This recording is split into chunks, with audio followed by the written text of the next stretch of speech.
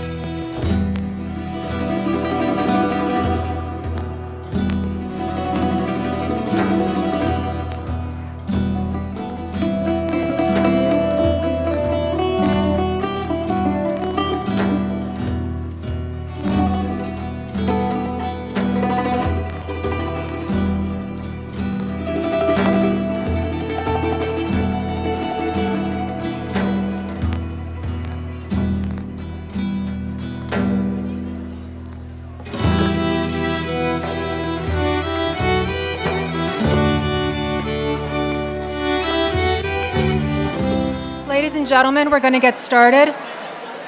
Ask everyone to be seated who has a seat.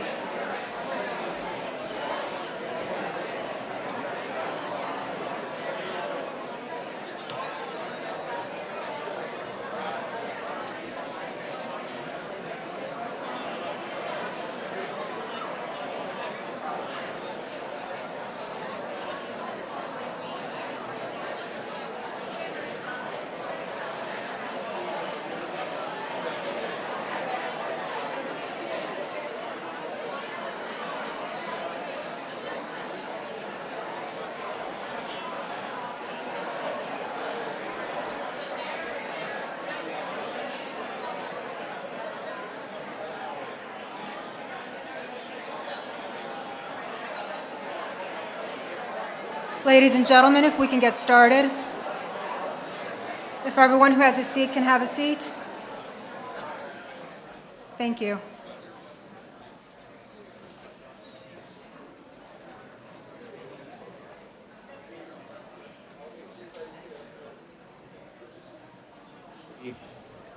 Was one of the darkest days in our history.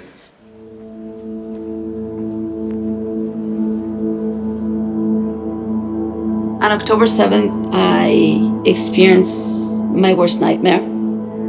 אני הייתי במסיבה, כאילו בעצם הטילים, צבע אדום בשעה 6:30 בבוקר.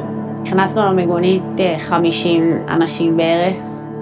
חשבתי שאני הולכת למות שם.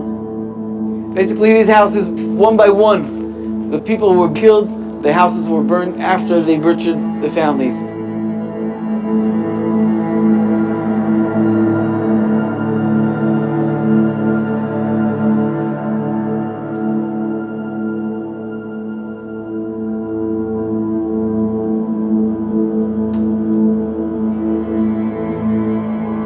כשיצאנו מהבית הבנו את גודל הזוועה. על השער היו המון גופות של אנשים. We just, saying Shema Israel, we just davening, because really we didn't have where to go. I just literally just stayed here in my house, locked ourselves in the kids' room, trying to calm them down. The terrorists came and burned everything they could. They took away 10 tractors. They went through all the irrigation system and burned everything.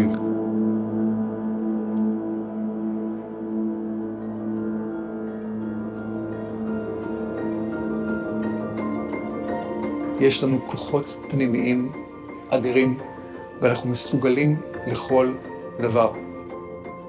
אנחנו קיבלנו מכה חזקה ומטלטלת, אבל מה שקורה פה זה בגדר נס. As a teacher, I need to come and to take all my efforts to continue and working with my students. I can't just stop. The war is here, but we'll continue working.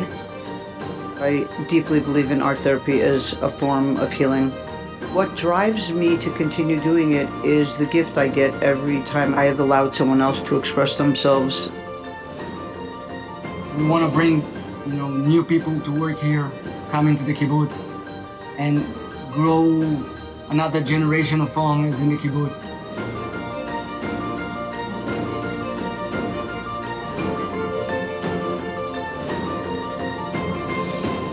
This is something that is happening to all of us. And we need each other. We need each other right now in order to get through it. Every single Jew, no matter where you are in the world, is in this together, and we need you wherever you are. We are one global community. We are one global family. The strength of our community is when we are one. Thank you for standing by us, and we're standing by you at the same time.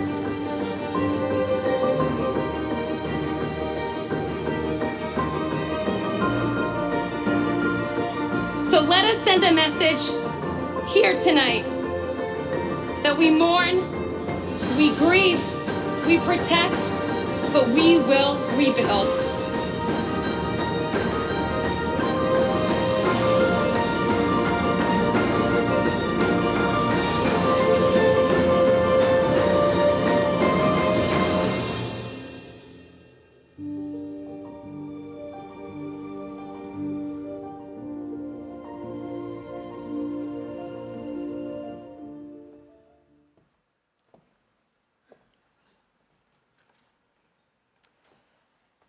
Hirsch Goldberg Poland, Eden Yerushalmi, Ori Danino, Carmel Gat, Noam Duek, Nalia Belletti, Adi Baruch, Yosef Dassa.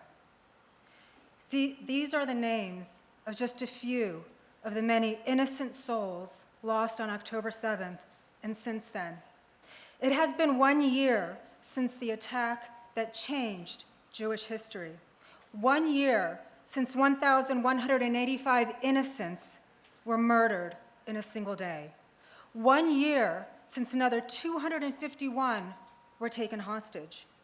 1 year since our sense of security was shattered and our world broken. My name is Maya Eckstein. I am chair of the Israel Advocacy Committee of the Jewish Community Relations Committee of the Jewish Community Federation of Richmond. I am Israeli born, and like all of you, I was deeply affected by the events of October 7th. So much so that in the days and months after, it was difficult to work, to concentrate, to think about anything other than what happened that day and what has happened since that day. To think about anything other than what my family in Israel, both my actual biological family and the larger Jewish community that we all call family, were going through. In March, I traveled to Israel along with some 20 others from our community on a mission that was focused on bearing witness.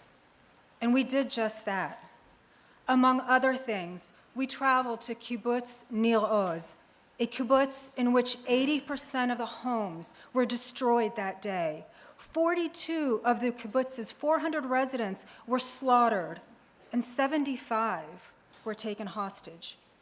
We were shown around the kibbutz, what was left of it, by a young woman named Mor, who had lived there with her husband and her children.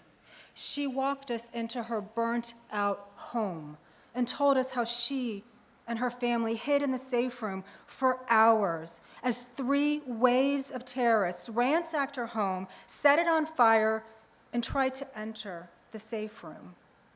She explained that they survived only because they were able to slightly open a window in the safe room so that they could get some fresh air while the rest of the house around them burned.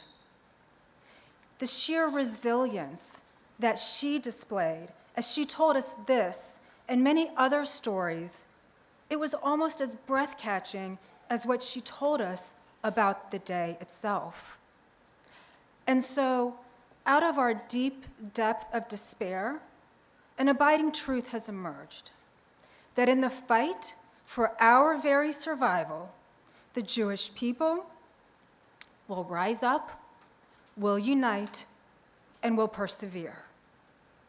And that is why we're here today, to reflect on the awful events of that day, to honor our people's resilience, and to focus on renewal. And that's how we've structured tonight's program as well. We will hear from Josh Wander, a member of Zaka, which is a volunteer rescue and recovery organization in Israel, about his experiences on October 7th and since then. We will also hear from Tal, our Israeli shlicha, from Orly Lewis, the CEO of our JCC, and Josh Goldberg, president of our federation. They will tell you about this community's efforts to assist Israel and Israelis in their focus and their efforts at resilience and renewal. So we thank everybody for being here tonight, for standing together, including our non-Jewish allies. You have no idea how much we need you and we appreciate you.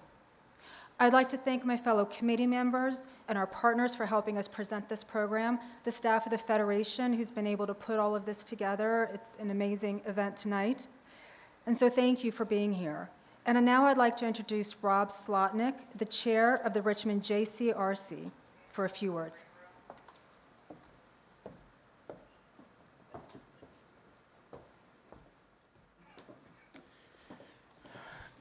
Thank you for being here. I'm Rob Slotnick. I sit on the board of the Jewish Community Federation of Richmond and chair its Jewish Community Relations Committee. The JCRC, as we are known, is the Jewish community's primary community relations voice and policy advocate. The JCRC convenes the community, handles government affairs, builds interfaith and intergroup relations, and is the representative voice of the organized Jewish community on issues of interest and concern to the Jewish community. We also play a critical role in mobilizing the Jewish community when warranted. So based on the attendance this evening, I'll count it as a success. Even though we live in challenging times, our JCRC remains focused on combating hate, discrimination, and building relationships and partnerships between the Jewish community and our allies across different communities. We are continuously reminded of how deeply interconnected our history, our faith, and our need for security necessitates our advocacy for an inclusive, democratic, and educated society. The reason so many of us in the Jewish community get involved and are passionate about what we do is that we have personal experiences. As Maya mentioned, many of us in this room have lost family. Many in this room have children fighting in the Israel Defense Forces. Many of us knew some of the innocent victims of the atrocities of October 7th and the brutal murders of the hostages. Almost all of us know someone in harm's way in Israel.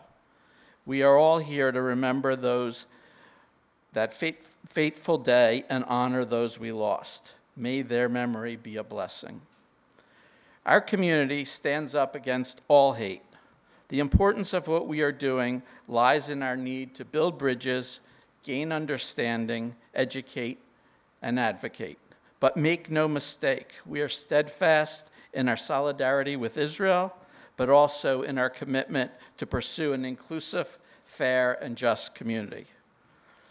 Hate of any people is bigotry. This has no place in society. Why, when our adversaries say they want to kill every Jew, no one calls that genocide? Everywhere we turn, from college campuses to schools and even the supermarket, we are facing unprecedented anti-Semitism. We cannot fight this alone. We need all of your help.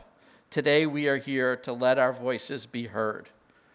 Now I'd like to introduce Marvin Daniel, a Presbyterian pastor who has stepped up and been an integral part of our interfaith partnership.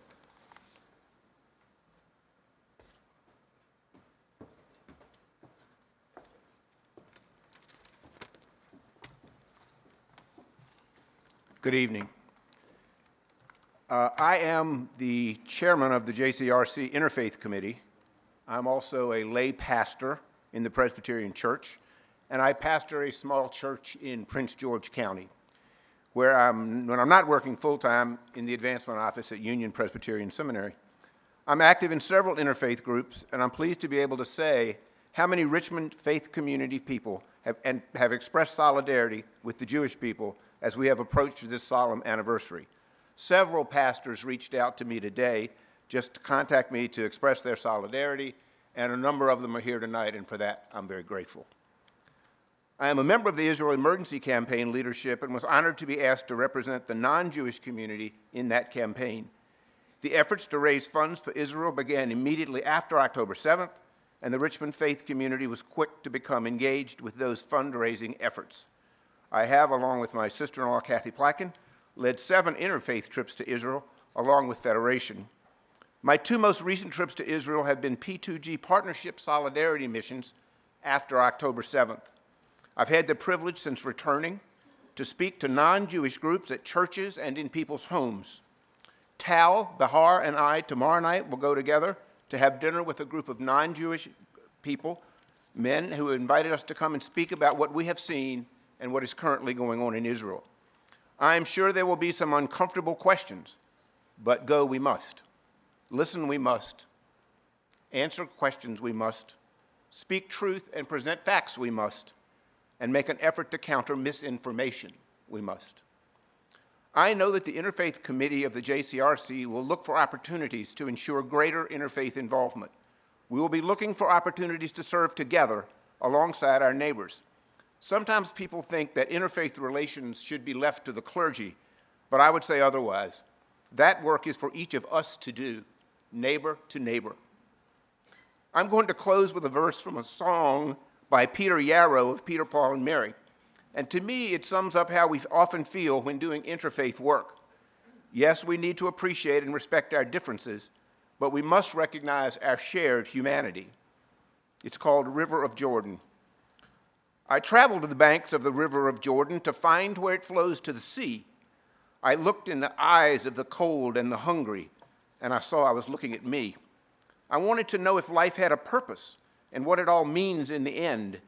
In the silence, I listened to voices inside me, and they told me again and again, there is only one river and only one sea, and it flows through you, and it flows through me.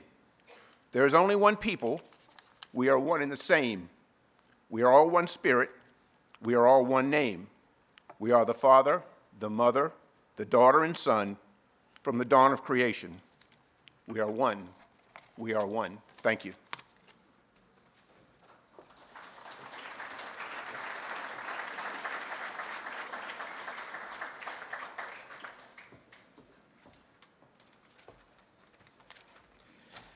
Thank you, Marvin, for those inspiring words, and thank you for everything you do for the Jewish community. The outpouring of support gives the Jewish community hope. We sincerely thank the United States and its leaders for making it unequivocally clear that the United States stands with Israel. It's especially uplifting to have the support and presence of so many elected officials and community leaders with us today. And I'd like to take this opportunity to recognize those of you that have come. Please stand as I call your name. Governor Glenn Youngkin, the Commonwealth of Virginia.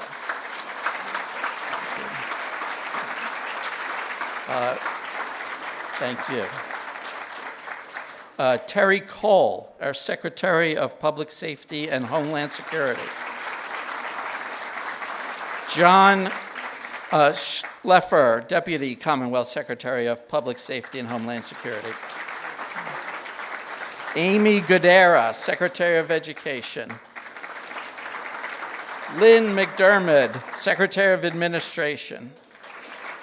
Martin Brown, Chief Opportunity and Inclusion Officer. Mayor LeVar Stoney, City of Richmond. A member of Senator Tim Kaine's staff, Taylor Thornhill. Members of Senator Mark Warner's staff, Olivia Lee, Zach Lewis, Zach Golden, Cole Kawugli. Congressman Bob Good of the 5th District. Congresswoman Jen McClellan of the 4th District with staff member Maren Campbell. Congressman Rob Whitman, Melissa Thornton, Constituent Services. We have Senator Adam Eben from District 39. Senator Ghazala Hashmi from District 15. Senator Bryce Reeves from District 28, and Chris Snyder and James Manitz from his office. Senator Schuyler Van Valkenburg from the 16th District. Former Delegate Deborah Rodman. Delegate Betsy Carr from the 78th District. Delegate Ray Cousins, 79th District, with staff member Julianne McFarland. Delegate Mark Early from the 73rd District. Delegate Mike Jones from the 77th District. Delegate David Owen from the 57th District. Delegate Rodney Willett from the 58th District. Dot Efron, Chair of the Chesterfield County School Board. John Vitolkas, Henrico County Manager.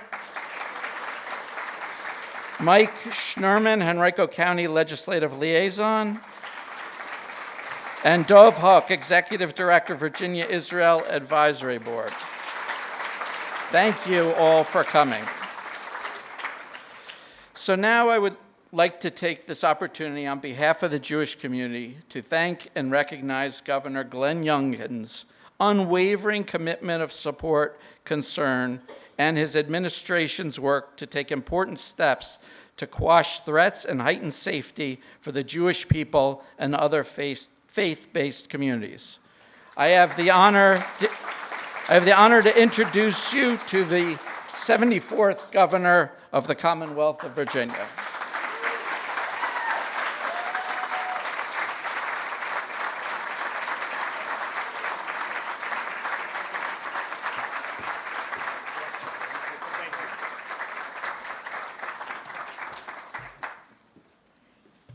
Thank you all.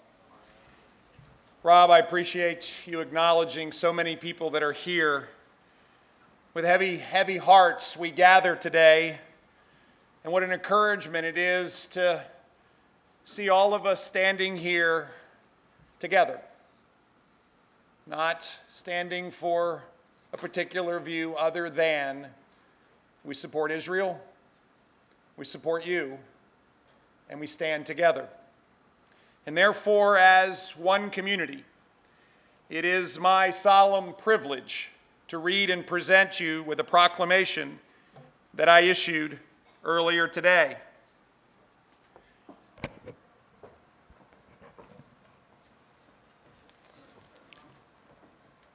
By virtue of the authority vested by the Constitution in the Governor of the Commonwealth of Virginia, there is hereby officially recognized a day of remembrance for the victims of the October 7th Hamas attack on Israel.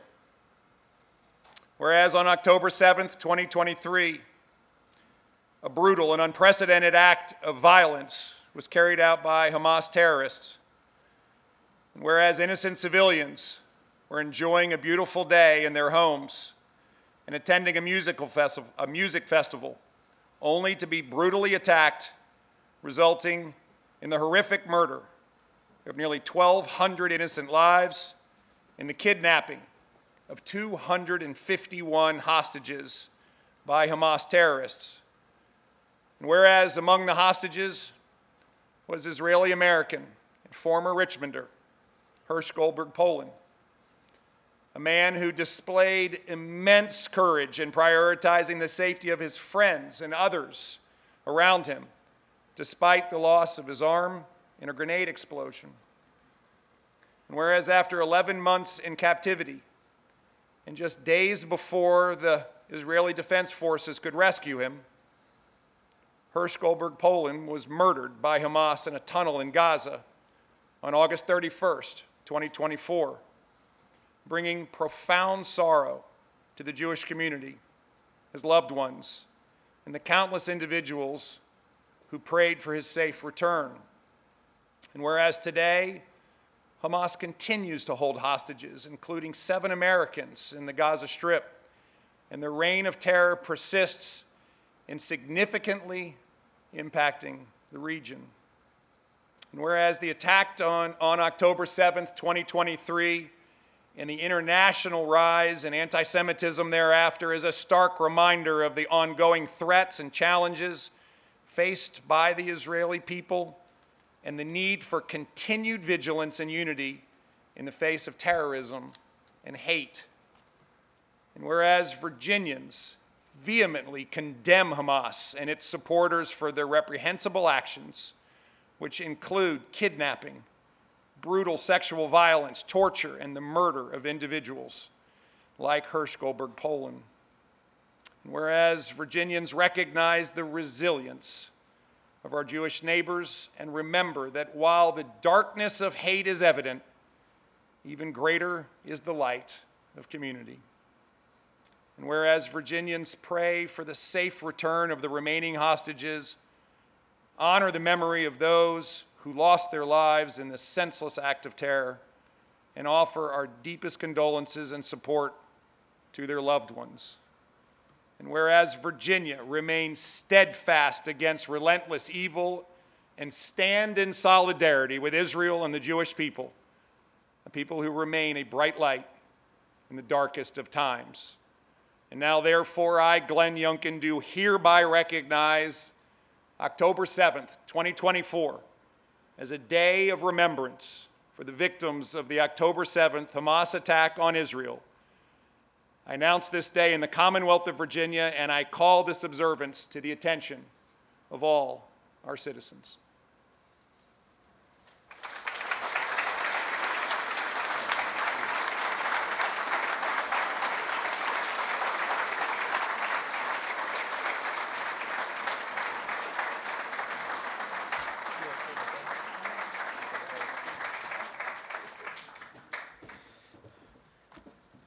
Thank you, Governor Youngkin, for your commitment to Israel and our community. Now I'd like to invite our community rabbis to come up to the stage.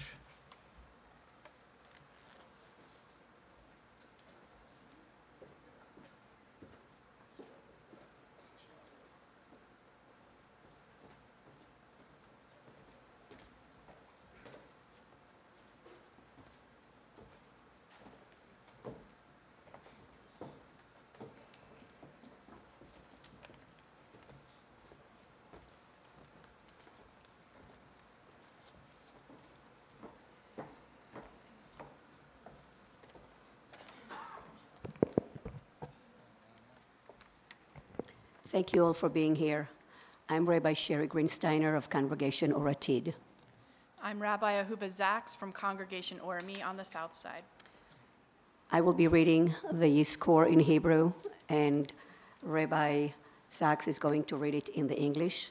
I would ask all of you to say the words, "We remember," at the end of the English statement. If you are able, please rise. נזכור. נזכור את התינוק שינק בחיבוק אמו. The infant nursing in its mother's arms, we remember. את הנעקד על מידתו. The one sacrificed on the bed, we remember. את המשפחות מחובקות יחד, חיבוק אחרון, שנטבחו ושנשרפו בביתם.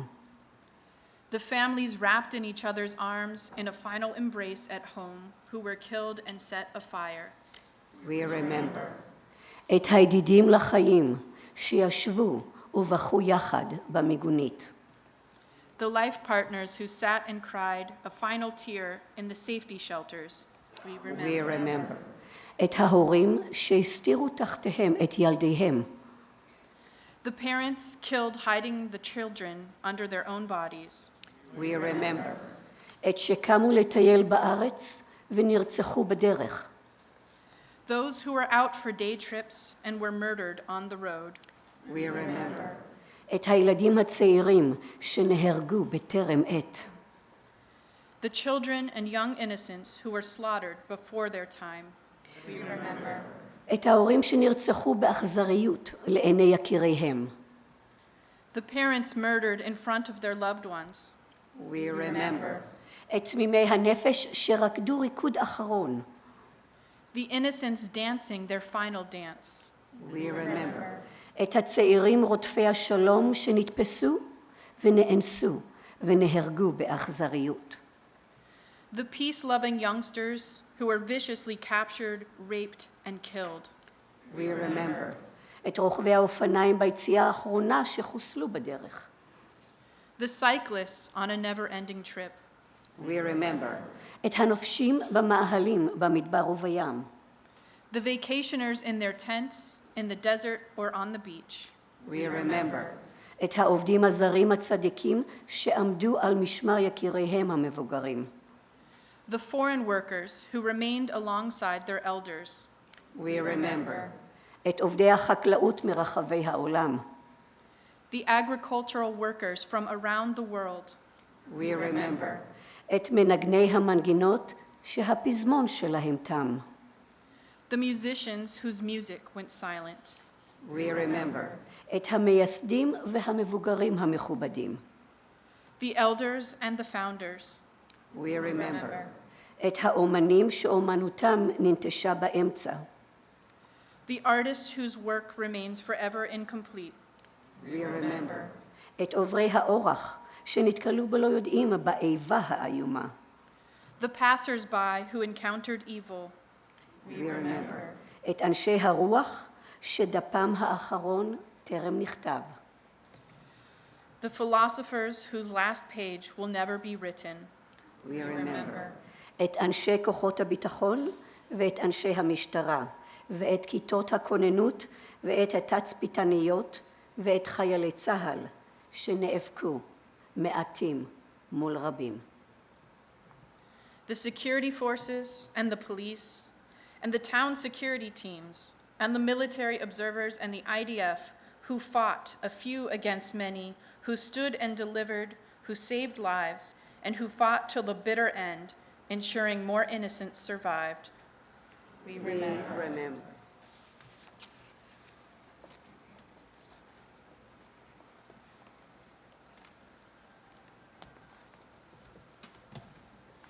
May be seated.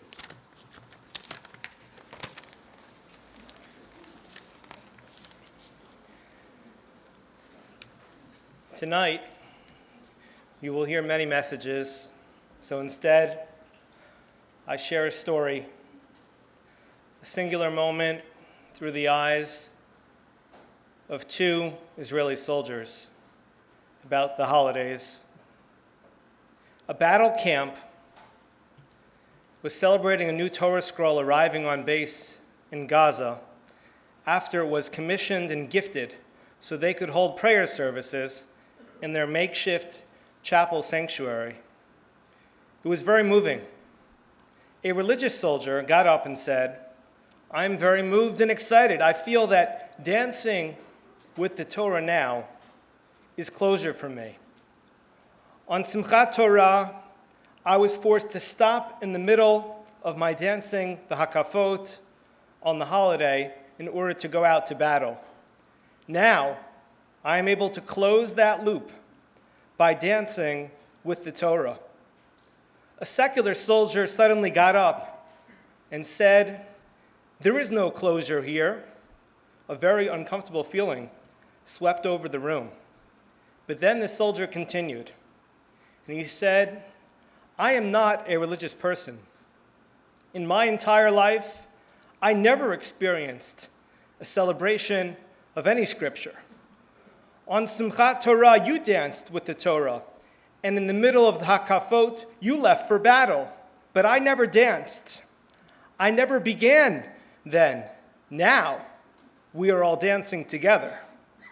There is no closing of the loop here for me, but rather it is a beginning, an opening of a bigger circle for all of us now." I close with the rallying cry of all of Israel. Yachad ninatzeach. Yachad ninatzeach. Together, with unity, despite all our many differences, we will triumph over our enemies and over the evil they represent. Thank you.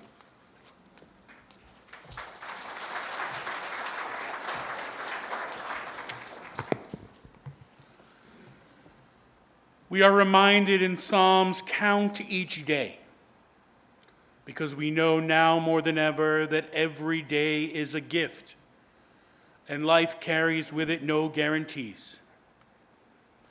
There is so much we don't know, so much we can't account for, so much we can't ever foresee. We know now that what is here today may not be here tomorrow, and what is true in this moment may not be true in the next. Today is but our latest reminder, an exceedingly painful one at that. For the world we inhabited on October 6th, 2023 was a very different world than the one we inhabit today. The ground had not yet shifted beneath our feet. The earth had not yet ruptured, and the soil had not yet curdled with the blood of our innocent brothers and sisters. But one day can change everything. One day can turn the world upside down. And it did for us. So we mourn, we remember, We build up memories, and we hope and pray for the release of those in captivity. How do we live now in this world of uncertainty? How do we learn to live in this new world in which we have become the enemy simply for fighting for our survival in a response to a world filled with hatred for us? Well, Judaism encourages us to lean heavily into gratitude, remembering and savoring what we have and who we're with, knowing that these gifts could vanish the very next hour or day or week or month. So let us today commit to celebrating our Judaism together. Let us hold tight to the blessings in our midst, in the way that all of Israel has come together to support each other. Let us embrace and laugh and pray with urgency and passion. Let us not let anyone extinguish our light. Am Yisrael Chai.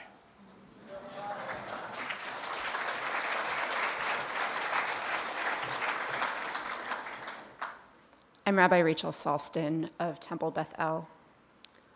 After October 7th, and in response to every tragedy, you so often hear people say, there are no words, except that our tradition is equipped to have the words to put in our mouths in these very moments. Hamakom yenachem etchem b'toch shal evelei Zion v'Yerushalayim. May God, literally called the place, the omnipresent, comfort you and all the mourners of Zion and Jerusalem. We say these words to every single Jewish mourner, contextualizing the loss of a single life in the story of the Jewish people. And in all of our loss and the pain that we continue to feel in this world a year later, we are all Avelei Zion v'Yerushalayim. We are all the mourners of Zion and Jerusalem. And may we all stand together and comfort one another.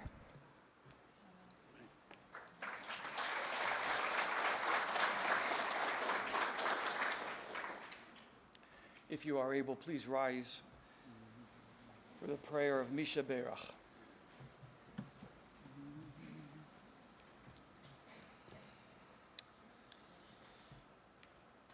Misha Berach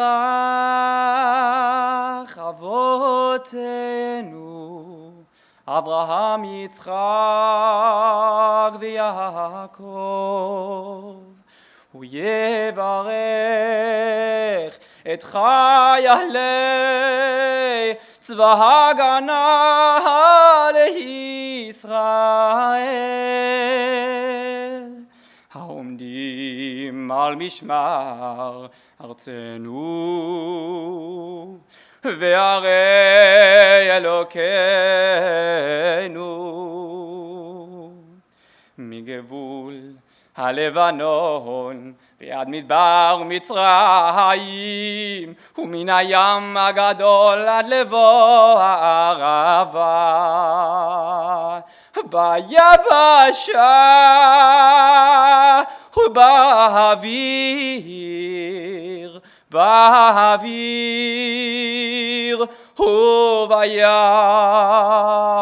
הוא יברך את חיילי צבא הגנה לישראל ומי שברך אבותינו אברהם יצחק ויעקב הוא יברך את חיילי צבא הגנה לישראל.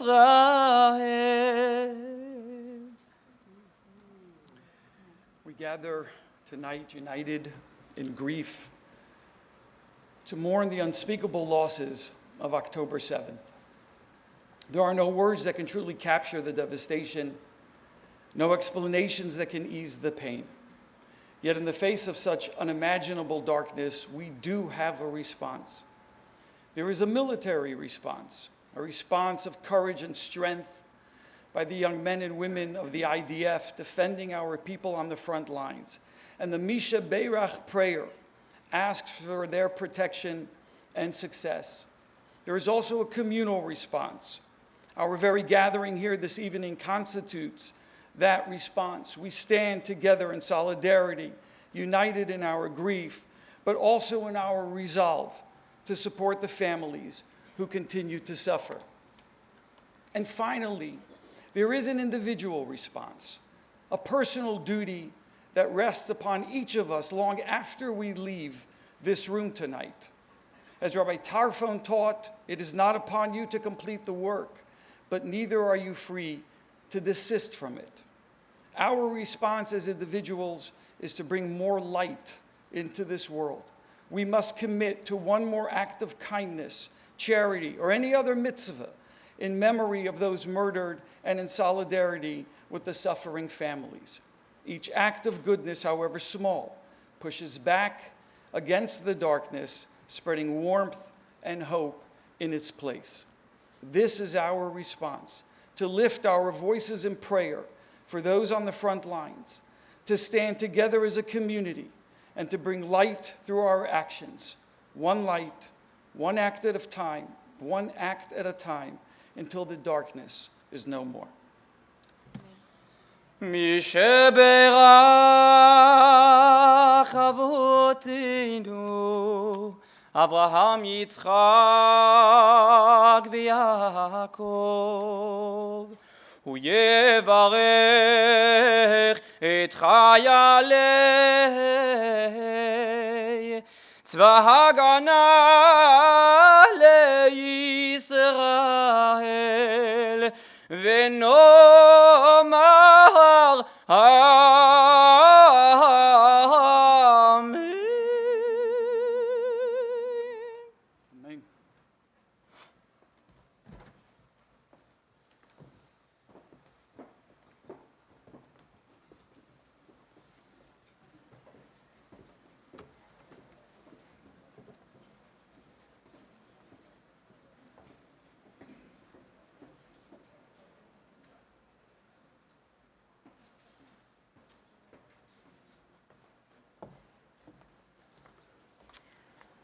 I'd now like to introduce Josh Wander. Josh Wander served as an IDF commander in Lebanon and an officer in the U.S. Air Force Auxiliary before graduating from the University of Pittsburgh with a master's degree in public and international affairs. He has served as an advisor in the Israeli parliament and as the online content editor of the Jerusalem Post. He lives today with his wife and 6 children on the Mount of Olives in Jerusalem, and is an active first responder with the Hatzalah, Magen David Adom, and the Zaka Emergency Medical Aid organizations. He heads the Bring Them Home project, an organization supporting those considering Aliyah to Israel. I met Josh Wander on the March mission to Israel, where we met him at the Novi Music Festival site. And as a member of Zaka, on that fateful day and the days after, he told us about some of those experiences, and he'll do that with you tonight.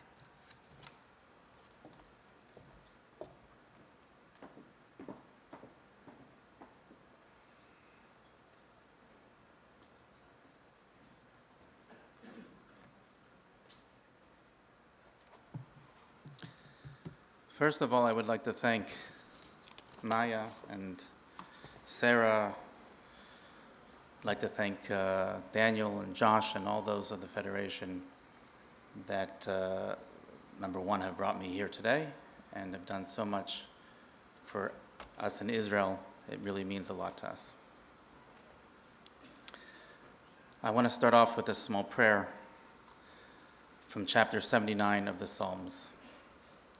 A song of Asaph, O God, Nations have come into your heritage. They have defiled your holy temple. They have made Jerusalem into heaps. They have given the corpses of your servants as food to the birds of the heaven, the flesh of your pious ones to the beasts of the earth. They have spilt their blood like water around Jerusalem, and no one buries them. We were a disgrace to our neighbors, ridicule and derision to those around us. How long, O Lord, will you wrath forever? Will your jealousy burn like fire? Pour out your wrath upon the nations that do not know you, and upon the kingdoms that do not call out your name. For they devoured Jacob, and they made his dwelling desolate. Do not remember for us the early iniquities. May your mercies quickly come before us, for we have become very poor. Help us, O God of our salvation, on account of the glory of your name, and save us and atone for our sins for your name's sake. Why should the nations say, where is their God? Let it be known among the nations before our eyes the revenge of the spilt blood of your servants. May the cry of the prisoner come before you, according to the greatness of your arm. Set free the children of the mother who died, and return to our neighbors sevenfold into their bosom their reproach with which they reproached you, O Lord. But we, your people, and the flock of your pasture, shall thank you forever. To all generations we shall recite your praise.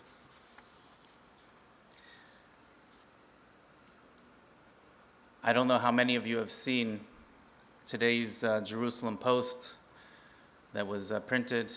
Maybe we can put it up on the screen. Today's Jerusalem Post really says it all. I was thinking last night, I barely slept, not only because of the weight of what's happened in the past year, but because the constant waves of alerts that are coming on my phone, talking about hundreds of missiles that are attacking us just today from 3 different fronts. I have 3 children that are serving, and we are always thinking of them. I'd like to go a little bit off script just to say that in Israel we have two different days that we memorialize. It's Memorial Day, that we remember all of those that have fallen and given the ultimate sacrifice for our country. And we also have the Holocaust Remembrance Day. During that time, we, as you all know, have a special service in which we have a moment of silence, because there's no words that are adequate to really say what we're all feeling. So if I can ask you all to rise just for 1 minute of silence. At the same time, I will play the siren that is heard on those Memorial Days, and also what we're hearing, you can imagine while we're listening to this, all those communities that are in the north and the south of Israel, all the children that have to run to the shelters constantly because of their attacks.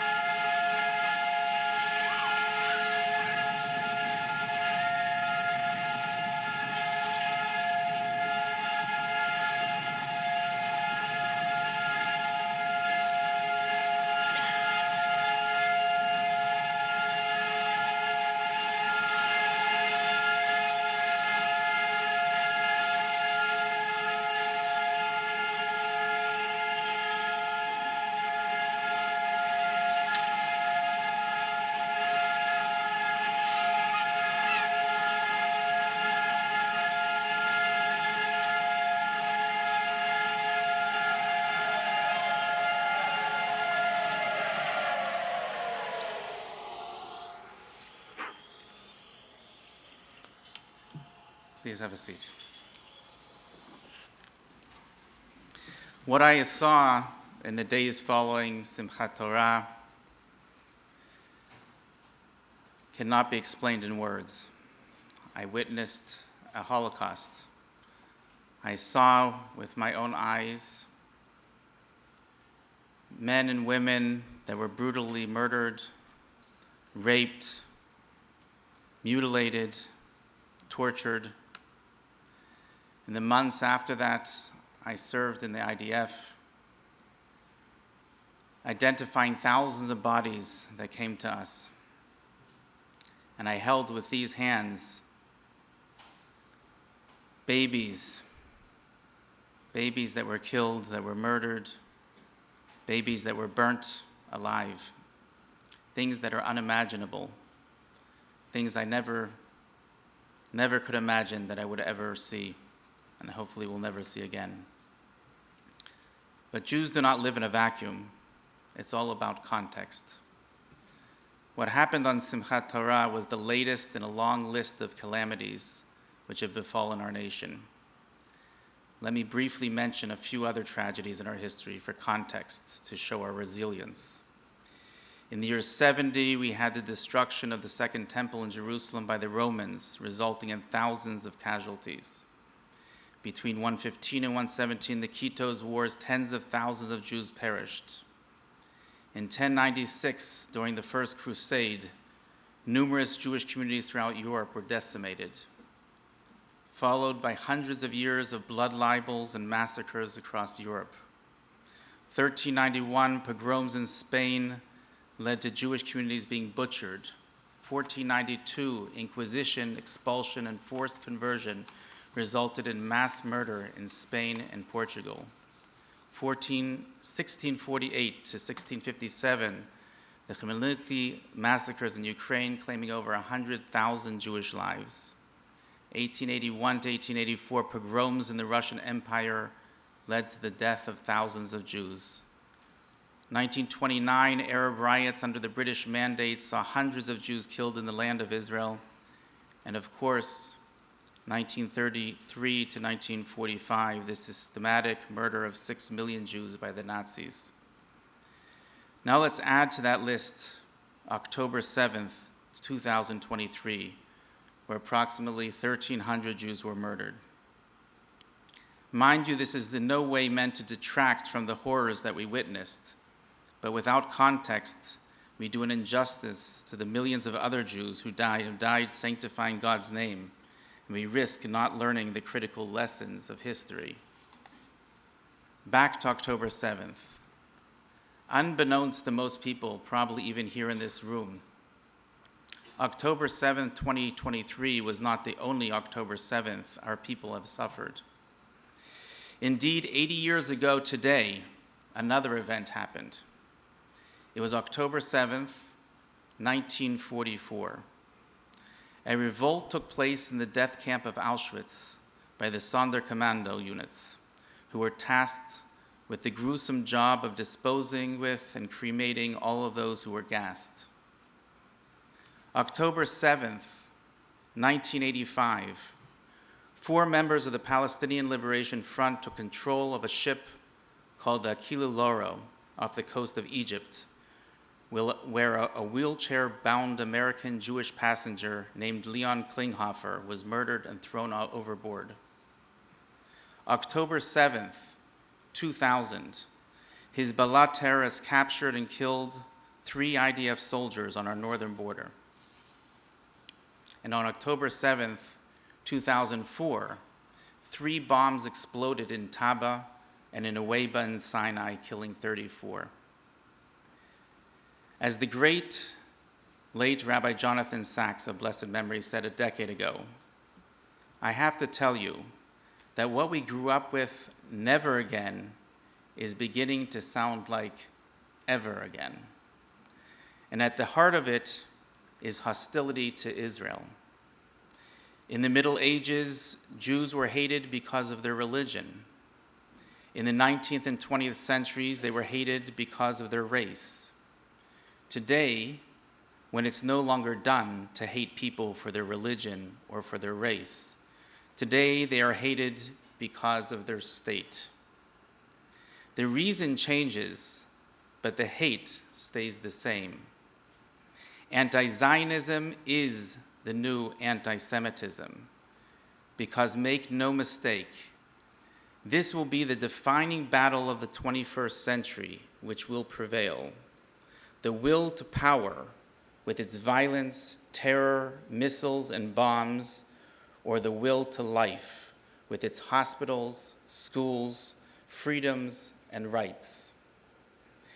Every time I visit Israel, I find among Israelis, secular and religious, an absolute, unswerving dedication to Moshe Rabbeinu's great command, Uvacharta b'chayim, choose life, because we have to stand up and fight. We have to stand up and win. Judaism is the defeat of probability by the power of possibility. And nowhere will you see the power of possibility more than the state of Israel today. Israel has taken a barren land and made it bloom again. Israel has taken an ancient language, the language of the Bible, and made it speak again. Israel has taken the world's oldest faith and made it young again. Israel has taken a shattered nation and made it live again.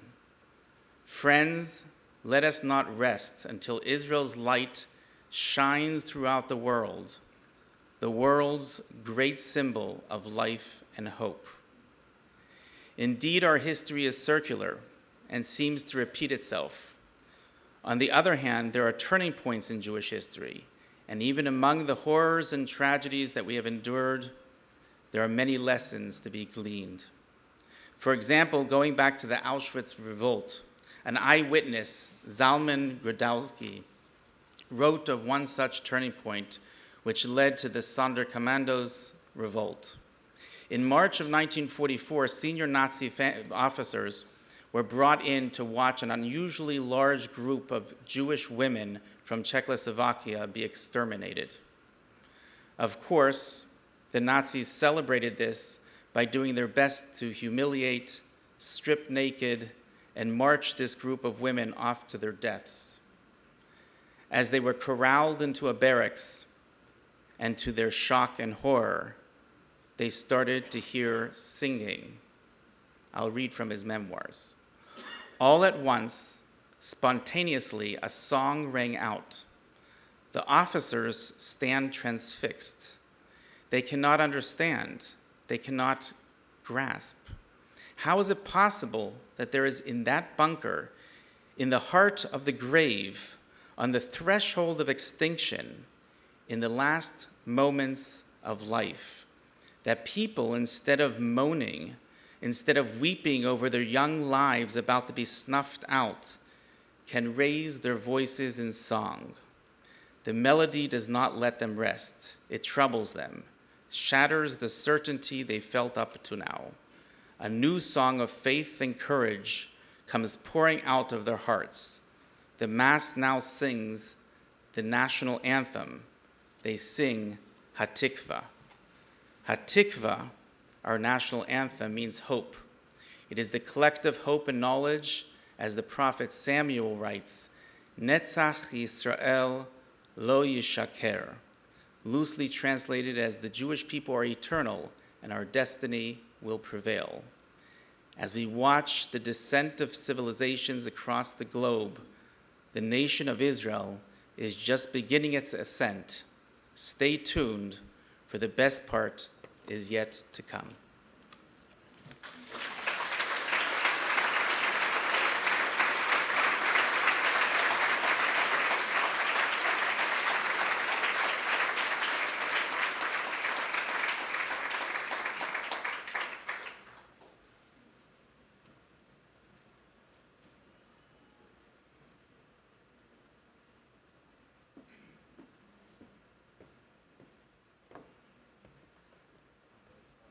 Thank you, Josh.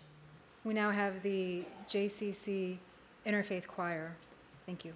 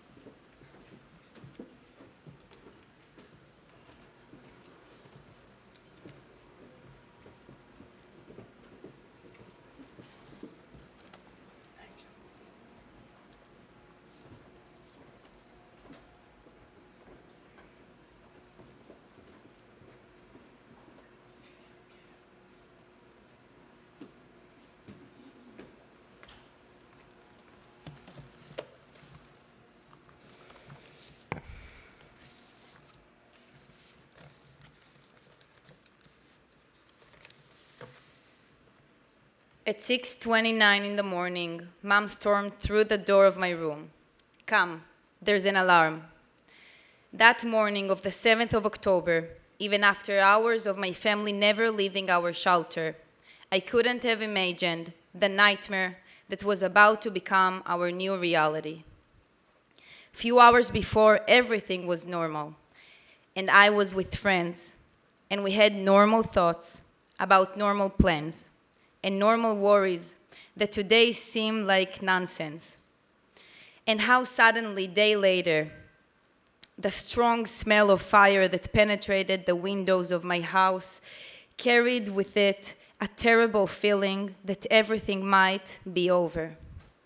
This whole miracle called the State of Israel, the warm and beautiful and diverse and culturally rich and special home that we all built with our own hands, might disappear. Existential anxiety has descended upon us. The walls of the home were destroyed, and messengers of death entered in. Hell on earth unfolded before us. Our brothers and sisters were slaughtered, burned, raped, kidnapped from their homes. Heroes fell in the battle for the defense of the homeland, or as they ran away for their lives just after rejoicing in a pure music festival of love. Shalom, my name is Tal, and I'm honored to be the community shlicha, the community Israeli emissary, and I'm honored to stand in front of you today with my grandfather's dog tag and share with you my experience and thoughts. I was born and lived in Israel my whole life. Exactly 50 years after the Yom Kippur War, while Israeli society was struggling with one of the biggest divisions that it had experienced, the conceptia, that's how we say that in Hebrew, the idea that we were untouchable was shattered. This obvious miracle, yes, there were probably some glitches in the system, and our enemies were cunning enough, and we were too sure. For a year now, a black cloud has been hanging over our heads, like a red flag in a stormy sea that warns, please do not enter the water. But we are already inside, and life is turbulent, so turbulent that fear sometimes takes over, and the water covers the head, and there is a feeling like it's impossible to breathe, because it is impossible. Since then, we forgot that our reality before October 7th was not normal either, because we simply got used to it. We got used to terrorist attacks. We got used to terrorist organizations that sit on our borders and just wait for the opportunity to eliminate us. 76 years we have been forced to choose war for the sanctity of life. And these days, when global hypocrisy and ignorance are rampant, we are forced to choose between optics and public opinion and our lives. We will forever choose life. And in what twisted world do we even have to justify ourselves? In what kind of upside-down world that has terrorism and murder and rape and slaughter and burning become the legitimate norm? How does discourse normalize all these in the name of humanitarianism? All of these are wrong and misleading due to a total lack of knowledge. In response to every person standing in front of us with from the river to the sea signs, we must stand firm with signs of love and the cry to bring our brothers and sisters home. To every person who wears a mask to hide his identity and is equipped with weapons of lies, we must respond with the power of truth and love. Remove every mask from us and be proud of our identity, of who we are, the people of Israel.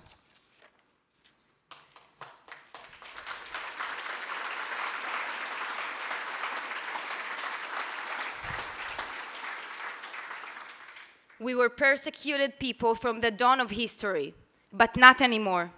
There is a country. There is pride. No more hiding. No need to hide. In the pages of history, more will be written about Israel's defense for the sake of world security and freedom. I have lost friends since that day, those who were murdered for no reason, and those who fell in defense of the homeland. But make no mistake, I also lost friends because of the war, because I am Israeli. Anti-Semitism, as you know, even more so than I, this disgusting and pure hatred has sprung up from the deepest holes, like it had been there all along and was just waiting for the right moment to break out. Suddenly, hatred of Israel and hatred of Jews has become mainstream. I feel sorry for those people, but not for myself. If there is anything that they hate me for, let it be for the thing in which I am most confident in myself, that I love myself the most for, the most stable thing that will not move an inch, being Israeli, being Jewish, being a Zionist.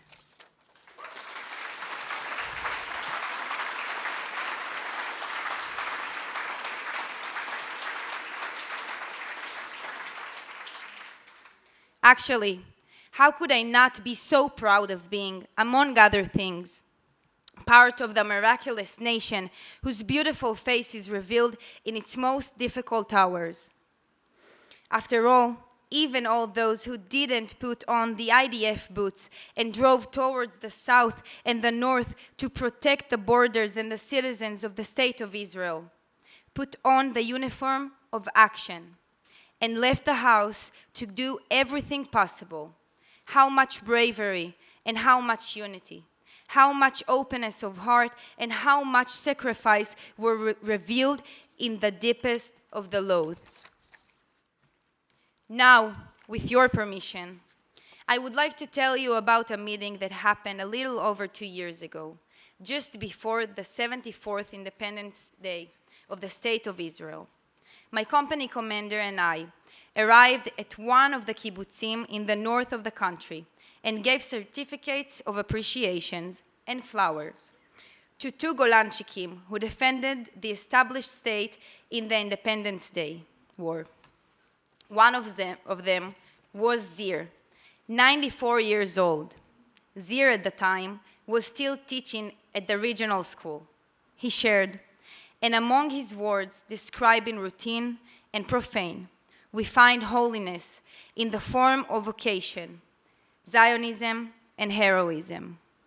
While we sat speechless, he was a little frightened by our excitement and asked to clarify. You have to understand, for us, there was no other option. This was our reality. The State of Israel rose before our eyes, and we couldn't help but join in. I suddenly remembered Miracles, a poem by the poet Yehuda Amichai.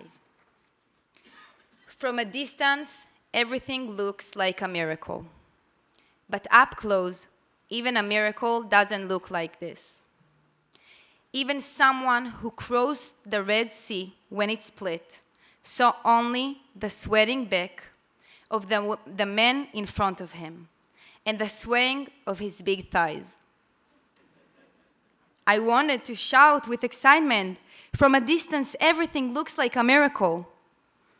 But I kept silence, and I kept listening.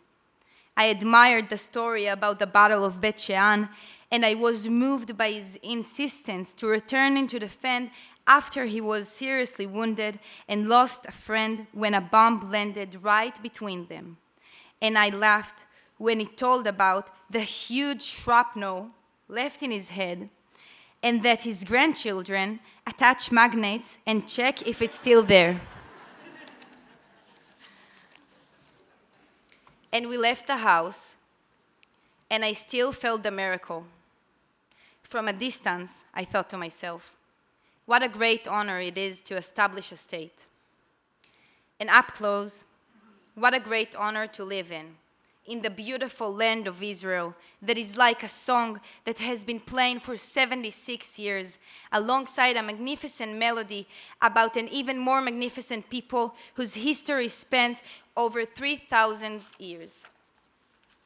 And now, we too, like our forefathers, the Israelites, who came out of Egypt, are unable to see anything but the terrible burden we carry on our backs. How absurd it is to mark a Memorial Day when the present and the past are swirling together like this, and the future is vague and unclear. But in fact, maybe this is the nature of our people, even if against our will.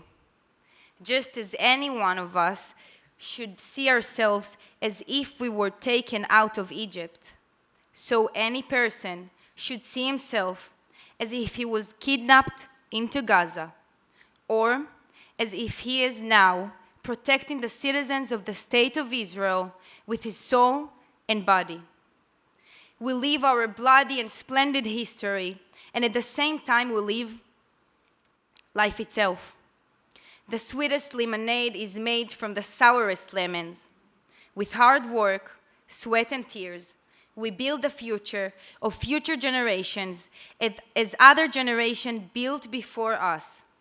We are the chosen people, but that doesn't mean we can stop working hard. We must also be the choosing people. The people who chooses every morning anew to get up and love, who chooses every morning anew to get up and be better. I grew up on a prayer songs for peace. The lines, I was born for the peace that will come. I was born for the peace that will just appear. I want to be in it. And also the lyrics, then just sing a song for peace. In every corner, in every home, in every educational institution, these songs are the inalienable asset of the Israeli society, Israeli culture, and the Jewish values. And although it's hard to see, I still believe that one day peace will come. I don't know how, I don't know when, but I know it will come because we are people of love. We are a nation that does good, that fights for tikkun olam, a people who want to be in it already in peace. And as for peace between us, 1 hour earlier is fine. This is the first step. So it is true, those who are present in a miracle cannot recognize the wonder. And I know we are in for a miracle, I just know. I also know that many more miracles will come. But what do you do when the reality of the embodiment of the miracle is unbearably difficult? This is a time of faith, the belief that we will come out of the darkness and rise again, with God's help and with each other's help. We are a dancing nation, in the Western Wall Square, on the rooftops in Tel Aviv, in Uman, in the Forum in Be'er Sheva, in the fields, in the groves, in the desert, and in the Nova, dancing the dance of life. I wish we would wake up one day. I wish it would be tomorrow morning or in 2 or 3 more days. And the hostages will come back home safely. The evacuees will return to our borders. And the soldiers will carry a victory gospel on their backs. And in the newspaper, it would be written, "Only good things happen today." You know what? I'm ready to settle for even nothing happened today. And then maybe, just maybe, our restless soul will relax a little. We will be able to take a deep breath, smile a real smile, without burden, sit comfortably with a cup of Nescafe, and observe this miracle, the miracle of the State of Israel.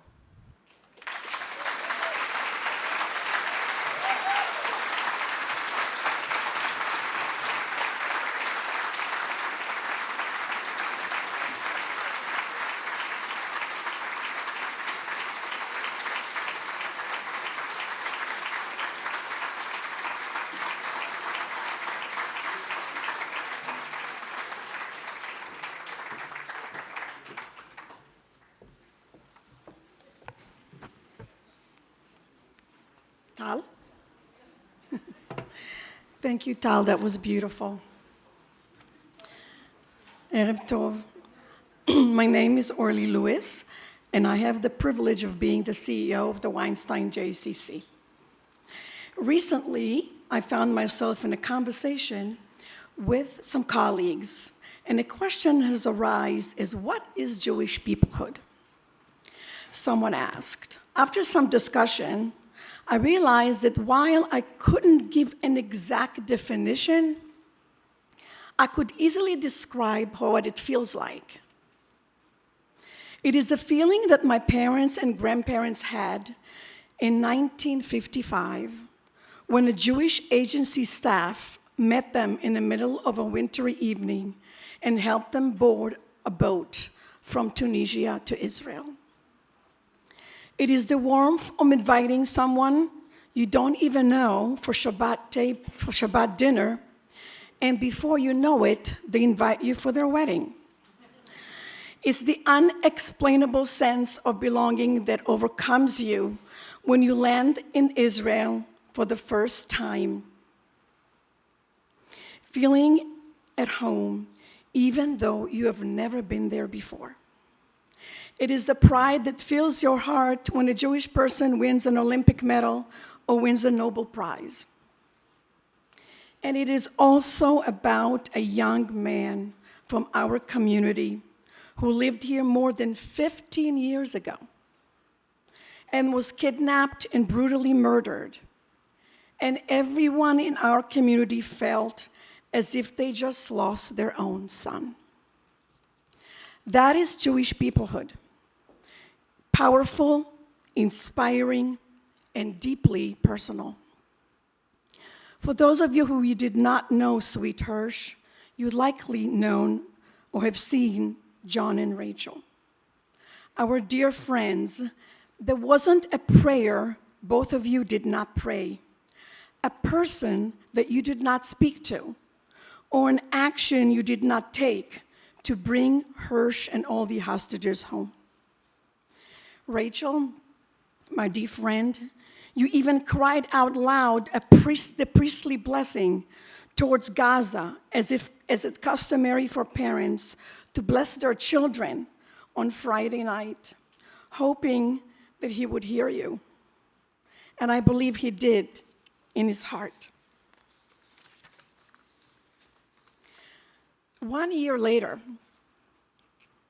as we try to face the unthinkable and the unspeakable, what can we learn from you? We thought we were meant to provide you with strength and support, yet it is you who inspired us all.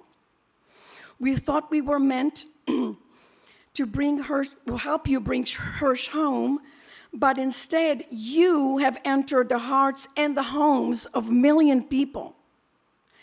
And that is, my friends, Jewish peoplehood. We've also learned that sometimes it is okay to scream when you are fighting for something, and something that you desperately cared about, and something that you desperately want, and for something that is right. It is time for us to scream to the world that is what is happening to the Jewish people now and today is not okay. As we are here in the days between Rosh Hashanah and Yom Kippur, I want to quote a beautiful quote from Rabbi Sachs. Repentance, prayers, and charity can avert the evil decree. There is nothing inevitable in the affair of humankind. The greatest gift God gave us was the ability to change.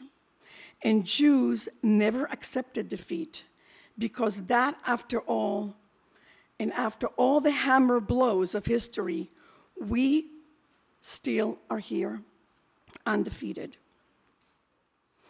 From a rabbi to a hero, my childhood hero, Yonatan Netanyahu, or Yoni as he's called, who fell in combat during a rescue operation in Entebbe, Uganda. I was just 18 years old, right before my military service.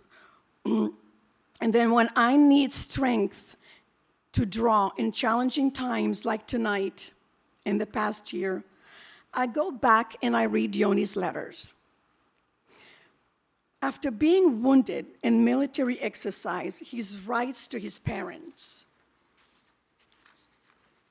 Ima and Abba, don't worry, we will achieve our goals and we will win. There is nothing like our army. There is none, period. It is an army that is peace-seeking and does not even seek to fight. But when it has to fight, there is no power in the world that will stand in its way. And by the way, I'm feeling amazing, full of smiles, and I'm optimistic. And that is our secret weapon. Yes, indeed, that is our secret weapon. And I will conclude with a few lines for the famous Israeli poet Naomi Shemer. Al kol ele shmona li Eli Atov, al advash ve'al ha'oketz, al hamar ve'amatok. For the sake of all these things, Lord, let your mercy be complete. Bless the sting and bless the honey. Bless the bitter and the sweet. Thank you for being here this evening as we mourn and honor our victims. Let us remember and reflect on this day, dark day in October. And in the spirit of peoplehood, I believe that we are here also today to draw strength from one another, to envision peace and a bright future. And may all the hostages be embraced again by their loved ones. And as my dear friend Rachel always says, hope is, of course, mandatory. Thank you.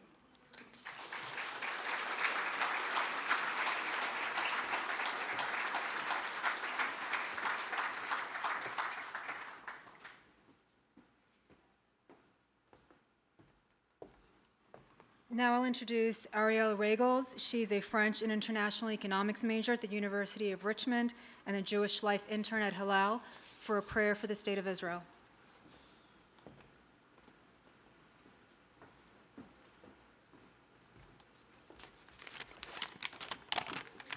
Thank you, Maya, for the introduction.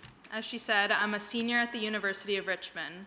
Before I offer a prayer for the State of Israel, I'd like to take a moment to express my deep gratitude.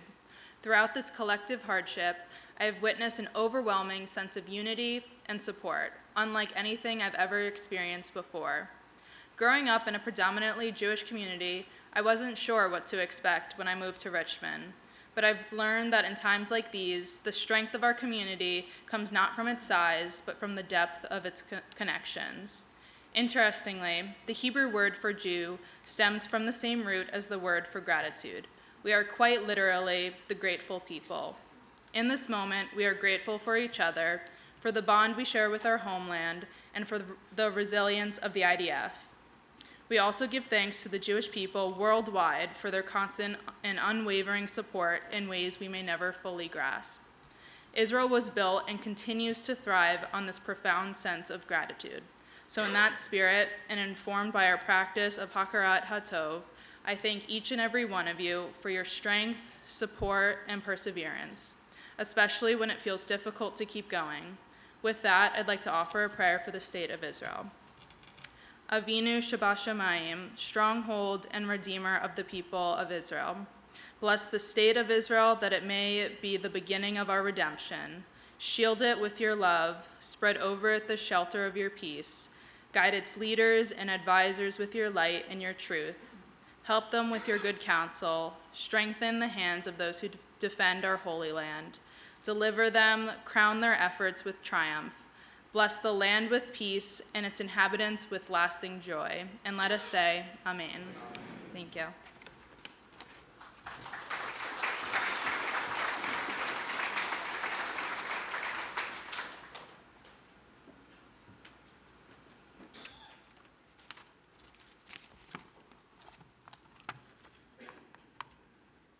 Good evening. I'm Josh Goldberg, and I'm honored to be the current Federation President. Thank you, everyone, for being here, and Shana Tova, Happy New Year. Thank you to all of our government officials that have stood with our community over this last year. And thank you to all of our professional and lay leaders who helped put this event together for us. How important it has been to gather tonight to mark 1 year since the attack that changed the course of Jewish history.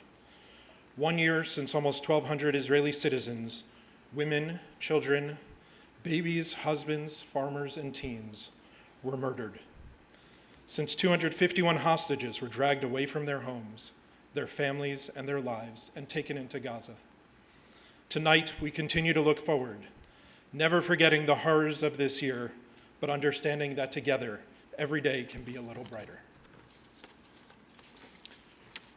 Our gathering takes place during the Yomim Noraim, the 10 days of awe and repentance between the Jewish New Year of Rosh Hashanah and our holiest day, Yom Kippur. These are the days when we are instructed to take account of the past year, of our world, our communities, and our own souls. Just the other day when I was in synagogue for Rosh Hashanah, I looked inside the Machzor, the prayer book, at the dedication label. It said, in honor of the Aliyah, the relocation to Israel of Jonathan Poland and Rachel Goldberg, Hirsch, Libby, and Orly, by their family and friends. May this Machzor inspire as they always have.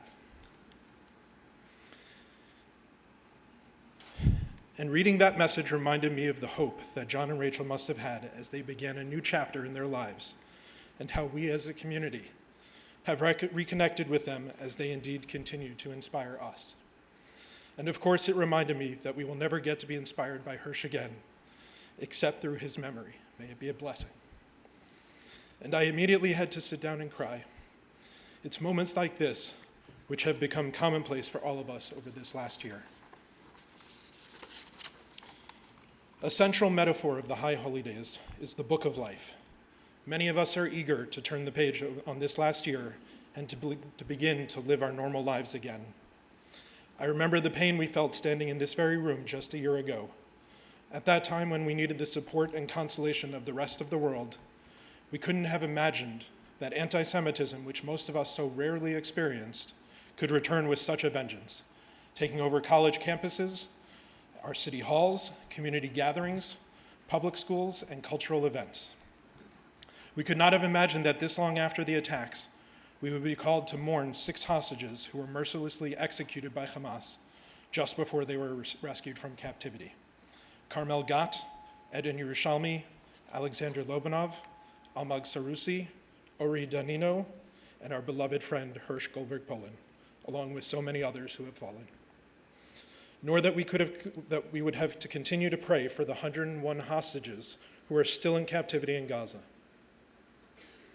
Over the past year, we have seen an outpouring of efforts from across our community to keep their stories alive, to support their families, and of course, to force Hamas to let them go. We are so grateful to everyone who has contributed their time and treasure to this effort. This has been such an enormously painful year for our people, and yet our community remains strong, in some ways even stronger than before. We have found strength and heroism. Our people have demonstrated an indomitable spirit, an extraordinary resilience, and an incredible ability to persevere through the most challenging and painful experiences that human beings can face. We have seen Israel, or whoever got a hold of those pagers, display its military power and its superior intelligence as it continues down the necessary path to wipe out the terrorist wings of Iran, Hamas and Hezbollah. We have stood side by side in Israel and throughout Richmond. We have cried with our friends in Hadera, Tel Aviv, and Jerusalem on solidarity missions and volunteer missions. We have deployed millions of dollars in support of the victims, their families, and communities seeking to rebuild, and we have celebrated the stories of resilience and strength. In our own community, we have faced difficulties, vandalism, threats, and protest meant to intimidate and vilify our community. So many have been made to feel unsafe, or have seen long-standing friendships and allyships ruptured, seemingly beyond repair, or have quite frankly begun to doubt if the place of Jews in North America is secure. So one thing is clear, in both America and in Israel, it is time to question the strategies of the past. We need to rethink how best to build the communities we want that can be both authentically Jewish and safe for all. That is not an easy conversation, and the answers themselves are not obvious. It has and will continue to take discussion and debate, something us Jews are good at, and it will take compromise and consensus, which we could probably do a little better at. It will take hard work and it will take resources, but that is our mission at this moment in time. And look at what we've done so far by refusing to back down, by standing up for our pride in being Jewish and our need to be safe and secure. We found new strength in our collective action, forged new alliances, and enlisted the aid of our elected officials. There's a surge of interest in Jewish life, and we are rising to meet that moment. We have new engagement opportunities for men, women, young adults, seniors, and whatever we're calling that age group between young adults and seniors. We have raised critical dollars that have launched new initiatives at our partner agencies and synagogues. We have welcomed Israel to Richmond through Tal Bahar, our first community shlicha in over 15 years. We have fought back against hatred.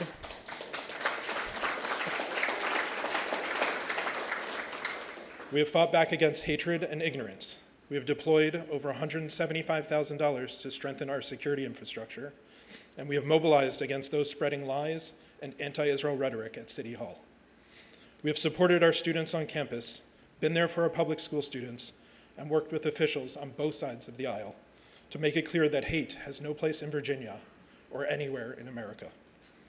We've made Am Yisrael Chai, the nation of Israel are alive, more than just a slogan. And not just alive, of course, but flourishing and growing as we continue in our sacred age-old mission to be a light unto the nations, to be paragons of peace. Peace is a journey, one that winds through hardship and sacrifice, but also through hope.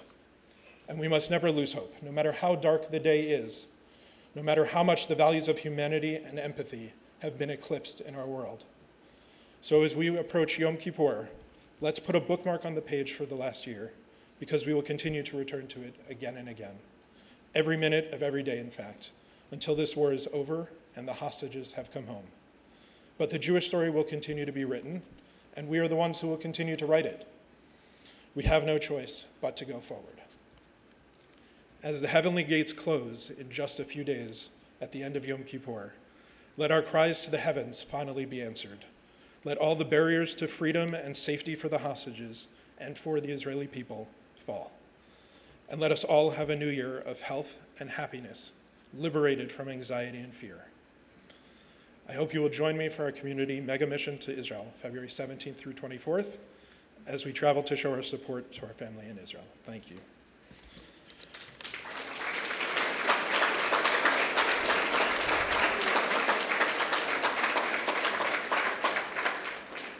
And now please welcome Cantor Sarah Beck-Berman and our lone soldier families to the stage as we sing Hatikva, the Hope, the national anthem of the State of Israel.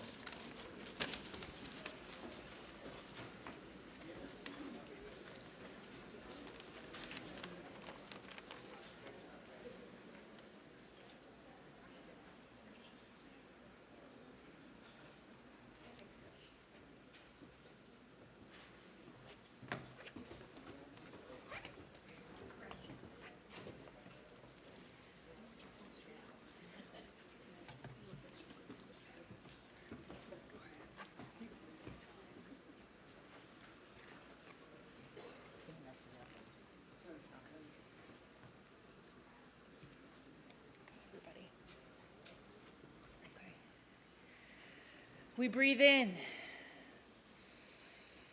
and we breathe out and we sing. Kol od balevav penima nefesh Yehudi homiha ulfateh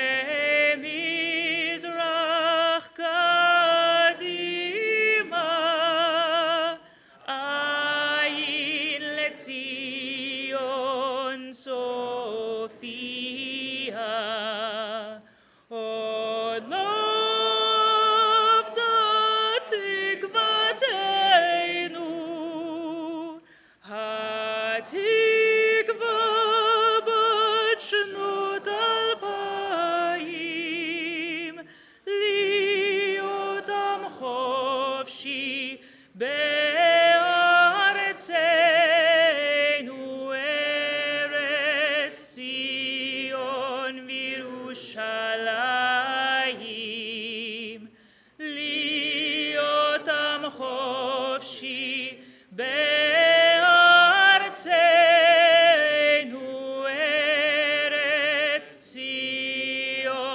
בירושלים.